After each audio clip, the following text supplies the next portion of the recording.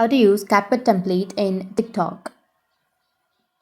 So if you want to use CapCut template in TikTok, then what you need to do is first you need to open up your TikTok application. After opening your TikTok, now you just need simply go with a TikTok in which you have your template. So for example, I have the CapCut try this template section right here. So you just need simply tap on try this template, and here you need to tap on use template in CapCut, and it might take a few seconds, so just wait. And here on the bottom you can tap on use template and select the video or the image that you would like to add, and after that go with next, and your template will be ready, or your video will be ready with the template. So in this way you'll be able to use the template. After done editing your template or your video, you will have the export option on the bottom. You can tap on export and you'll be able to export that video.